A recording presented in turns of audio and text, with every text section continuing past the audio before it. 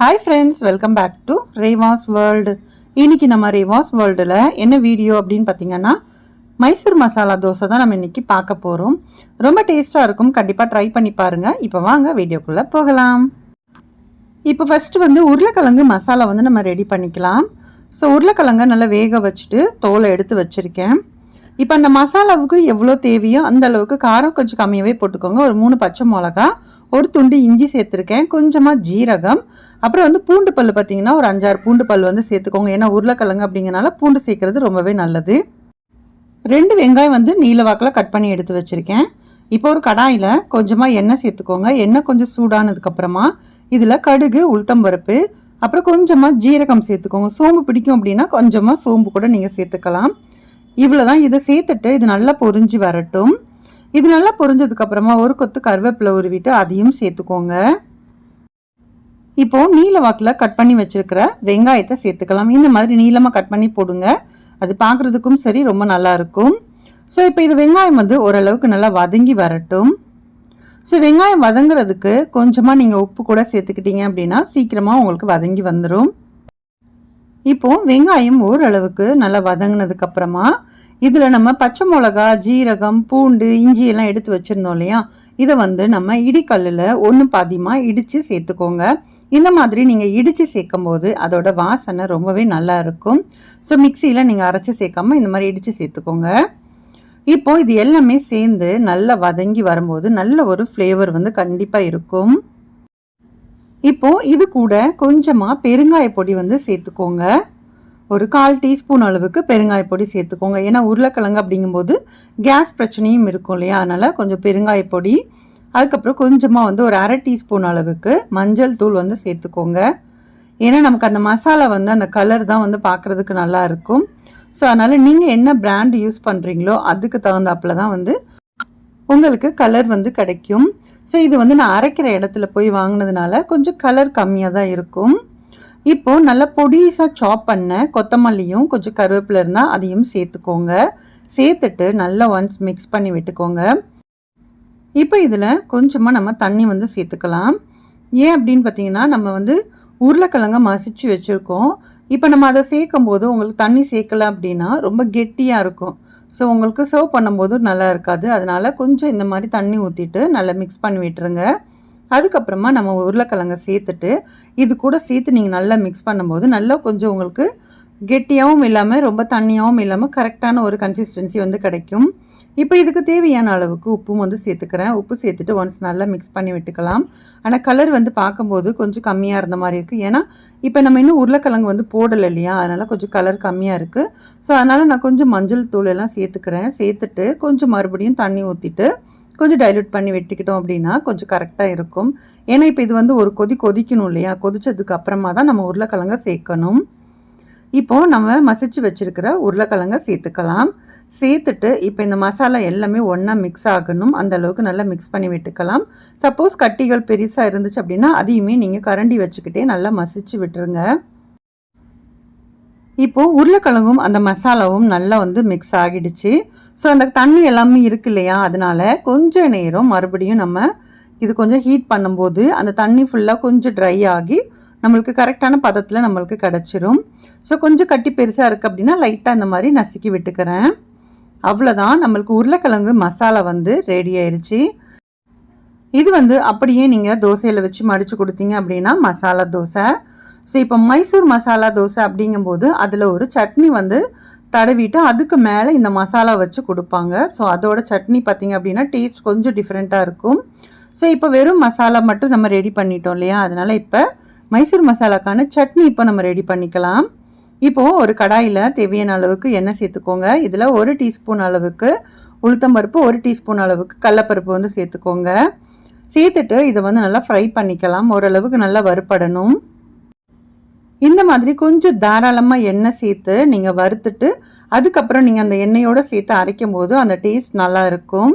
So ஓரளவுக்கு இது வறுப்பட்டு வந்துட்டுருக்கு. இந்த டைமில் தேவையான அளவுக்கு காஞ்ச மிளகா சேர்த்துக்கோங்க. இப்போ நீங்கள் காஷ்மீரி மிளகாய் இருந்துச்சு அப்படின்னா அது சேர்க்கும் போது அந்த கலர் ரொம்பவே நல்லா இருக்கும். ஸோ அந்த காஷ்மீரி மிளகாய் அப்படிங்கும்போது நீங்கள் நிறைய மிளகாவும் சேர்த்துக்கலாம். இப்போ கார மிளகாவாக இருந்துச்சு அப்படின்னா அளவுக்கு அதிகமாக சேர்க்க முடியாது. அப்போ அந்த கலரும் நம்மளுக்கு கிடைக்காது இல்லையா? அதனால் நீங்கள் செய்கிறீங்க அப்படின்னா காஷ்மீரி மிளகாய் யூஸ் பண்ணிக்கோங்க. இப்போது சின்ன வெங்காயம் இருந்துச்சு அப்படின்னா ஒரு 4-5 சின்ன வெங்காயத்தை உரிச்சிட்டு சேர்த்துக்கோங்க. இப்போ பெரிய வெங்காயத்துலேருந்து ஒரு அரை வெங்காயம் சேர்த்துருக்கேன். சேர்த்துட்டு அதுவுமே வதங்குற அளவுக்கு கொஞ்சம் நேரம் வந்து நம்ம வதக்கி விட்டுக்கலாம். பூண்டு பல் பார்த்திங்க அப்படின்னா ஒரு 3-4 பூண்டு பல் வந்து சேர்த்துக்கோங்க. கொஞ்சம் தாராளமாக சேர்க்குறதா இருந்தாலும் ஒன்றும் பிரச்சனை இல்லை, சேர்த்துக்கோங்க. அந்த டேஸ்ட் ரொம்ப நல்லா இருக்கும். கொஞ்சமாக கொத்தமல்லி எல்லாம் கருவேப்பிலை இது ரெண்டையுமே கொஞ்சமாக சேர்த்துருக்கேன். சேர்த்துட்டு இப்போ ஓரளவுக்கு நல்லாவே வறுத்து வந்துருச்சு. ஏன்னா நம்ம 1 by 1 போட்டு நம்ம வறுக்கும்போது நம்ம ஃபஸ்ட்டு போட்டது சீக்கிரமாக தீஞ்சு போயிடக்கூடாது. அது மட்டும் நீங்கள் கவனமாக பார்த்துக்கோங்க. சிம்மில் வச்சுட்டே வறுத்துக்கோங்க. இப்போது இதில் ஒரே ஒரு தக்காளி மட்டும் நான் கட் பண்ணிவிட்டு சேர்த்துக்கிறேன். சப்போஸ் தக்காளி வேண்டாம் அப்படின்னா நீங்கள் புளி கூட இந்த இடத்துல நீங்கள் சேர்த்துக்கலாம். இப்போ நான் வந்து புளி சேர்க்கலை, வெறும் ஒரே ஒரு தக்காளி மட்டும் சேர்த்துட்டு நல்லா அதையும் வதக்கி விட்டுக்கிறேன். இப்போ நான் காஷ்மீரி மிளகாய் சேர்க்கலை இல்லையா? அதனால் காஷ்மீரி மிளகாய் தூள் வந்து கொஞ்சமாக சேர்த்துக்கிறேன். சப்போஸ் நீங்கள் உங்களுக்கு மிளகாய் கிடச்சிச்சு அப்படின்னா நீங்கள் மிளகாவே அரைக்கும் போது உங்களுக்கு இன்னுமே நல்லா தான் இருக்கும். ஸோ எனக்கு மிளகாய் இல்லை அப்படிங்கிறனால நான் அந்த தூள் மட்டும் சேர்த்துக்கிறேன். சேர்த்துட்டு ஒன்ஸ் நல்லா மிக்ஸ் பண்ணி விட்டுக்கலாம். இப்போ இதை வந்து நல்லா ஆற வச்சுட்டு ஒரு மிக்ஸி கப்பில் சேர்த்து நல்லா ஃபைன் பேஸ்ட்டாக அரைச்சி எடுத்துக்கலாம்.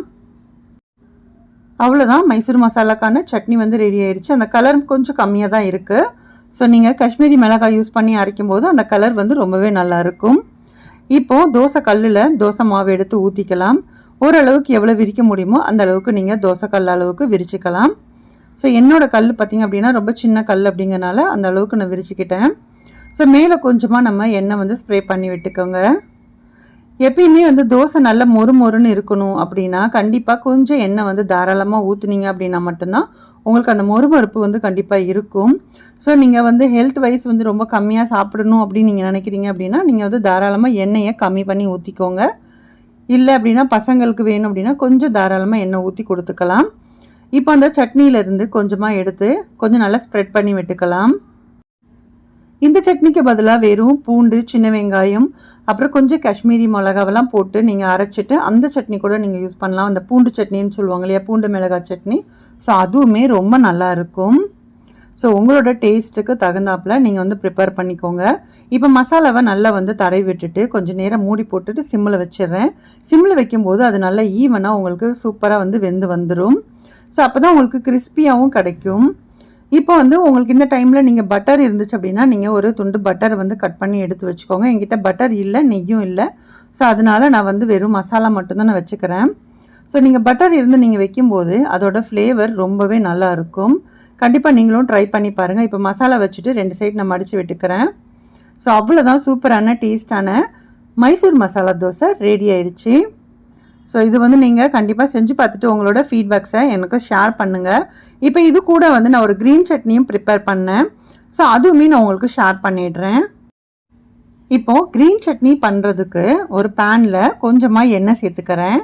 எண்ணெய் கொஞ்சம் சூடாகட்டும். எண்ணெய் சூடானதுக்கப்புறமா இதில் காரத்துக்கு தகுந்தாப்பில் பச்சை மிளகா, கொஞ்சமாக வந்து பூண்டு சேர்த்துக்கிறேன், இஞ்சி, இந்த 3யுமே நம்ம வந்து சேர்த்துக்கலாம். ஸோ உங்களுக்கு தேவை அளவுக்கு நீங்கள் வந்து பார்த்துட்டு சேர்த்துக்கோங்க. இஞ்சி வந்து அதிகமாக சேர்க்க வேண்டாம். பூண்டு வேணும்னா நீங்கள் கொஞ்சம் எக்ஸ்ட்ரா சேர்த்துக்கிறதா இருந்தால் சேர்த்துக்கலாம். காரத்துக்கு ஏற்ப பச்சை மிளகா சேர்த்துட்டு இது நல்லா ஃப்ரை பண்ணிக்குவோம். மிளகாவை நல்லா வதக்கும் போது நல்ல ஒரு ஃப்ளேவர் வந்து உங்களுக்கு கண்டிப்பாக கிடைக்கும். ஸோ அதனால் ஓரளவுக்கு நல்லாவே வறுத்துக்கிட்டேன். இதில் ஒரே ஒரு சின்ன துண்டு அளவுக்கு புளி சேர்த்துக்கோங்க. அதிகமாக புளி வச்சிட வேண்டாம், ஏன்னா புளிப்பும் ஆயிடக்கூடாது இல்லையா? அதனால் இந்த அளவுக்கு சும்மா கொஞ்சமாக வச்சுருக்கேன். புளியுமே சேர்த்து நல்லா வறுத்துக்கோங்க. இப்போ இதில் வந்து கொஞ்சமாக பொரிகடலை வந்து சேர்த்துக்கிறேன். 1 டீஸ்பூன் இல்லைன்னா 1 டேபிள் ஸ்பூன் அளவுக்கு பொரிகடலை சேர்த்துக்கோங்க. சப்போஸ் பொரிகடலை இல்லை அப்படிங்கிற பட்சத்தில் கொஞ்சமாக நீங்கள் வேர்க்கடலை கூட சேர்த்துக்கலாம். ஆனால் பொரிகடலை தான் வந்து உங்களுக்கு ரொம்ப டேஸ்ட் நல்லா இருக்கும் இந்த மாதிரி க்ரீன் சட்னிக்கெலாம். ஸோ பொரிகடலையும் சேர்த்துட்டு இப்போ எல்லாத்தையும் நல்லா வந்து ஒன்ஸ் வறுத்து விட்டுக்கிறேன். வறுத்து விட்டதுக்கு அப்புறமா இதில் நல்லா கட் பண்ணி வச்சுருக்கிற கொத்தமல்லி இலையை சேர்த்துக்குவோம். ஸோ நீங்கள் எவ்வளோ சட்னி செய்கிறீங்களோ அதுக்கு தகுந்தாப்பில் மற்ற இன்க்ரீடியன்ஸை வந்து நீங்கள் ஆட் பண்ணிக்கோங்க. ஸோ கொத்தமல்லியை சேர்த்துட்டு நல்லா வதக்கி விட்டுருங்க. இப்போ இந்த டைமில் நம்ம உப்புலாம் வந்து சேர்க்கக்கூடாது. நீங்கள் அரைக்கும் போது மட்டும் நீங்கள் உப்பு சேர்த்துக்கோங்க. ஏன் அப்படின்னா நீங்கள் உப்பு சேர்த்து நீங்கள் வதக்குனீங்க அப்படின்னா அதோட கலர் சேஞ்ச் ஆகிரும். ஸோ அந்த க்ரீன் கலர் அப்படிங்கும்போது அந்த உப்பு சேர்த்துட்டோம் அப்படின்னா கொஞ்சம் ரொம்ப டல்லான மாதிரி ஆயிரும். அதனால் அந்தளவுக்கு சேர்த்துறாதீங்க. லாஸ்ட்டாக ஃபைனலாக நீங்கள் அரைக்க போகிற டைமில் நீங்கள் ஆட் பண்ணிக்கிட்டிங்கன்னா கரெக்டாக இருக்கும். இப்போது இப்போ நம்ம போட்ட கொத்தமல்லி இலை எல்லாமே நல்லா வந்து வதங்கி சுருண்டு வந்துருச்சு. இந்த டைமில் இதை நல்லா ஆற வச்சுருங்க. ஆற வச்சுட்டு ஒரு மிக்சி கப்பில் சேர்த்து அரைச்சி எடுத்துகிட்டு வந்துடுறேன். அவ்வளோதான், தேவையான அளவுக்கு தண்ணி சேர்த்து நீங்கள் அரைச்சிட்டிங்க அப்படின்னா கொத்தமல்லி சட்னியும் ரெடி. ஸோ இது வந்து நல்ல மசாலா தோசைக்கு ரொம்பவே நல்லா இருக்கும். அவ்வளோதான், ரொம்ப டேஸ்டான மைசூர் மசாலா தோசை ரெடி. இந்த வீடியோ உங்களுக்கு பிடிச்சிருக்கும் அப்படின்னு நினைக்கிறேன். வீடியோ பிடிச்சிருந்தா வீடியோக்கு ஒரு லைக் கொடுங்க. நம்மளோட ரிவாஸ் வேர்ல்ட் சேனலை இது வரைக்கும் நீங்கள் சப்ஸ்கிரைப் பண்ணலை அப்படின்னா ப்ளீஸ் சப்ஸ்கிரைப் பண்ணிக்கோங்க. நெக்ஸ்ட் என்ன ரெசிபி பண்ணலாம் அப்படிங்கிறதையும் கமெண்ட்ஸில் எனக்கு ஷேர் பண்ணுங்கள். இந்த வீடியோ உங்களுக்கு யூஸ்ஃபுல்லாக இருந்துச்சு அப்படின்னா உங்கள் ஃப்ரெண்ட்ஸ் அண்ட் ஃபேமிலிஸ் கூட முடிஞ்ச அளவுக்கு ஷேர் பண்ணி விட்டுருங்க. நெக்ஸ்ட் ஒரு வீடியோவில் பார்க்கலாம். தேங்க்யூ.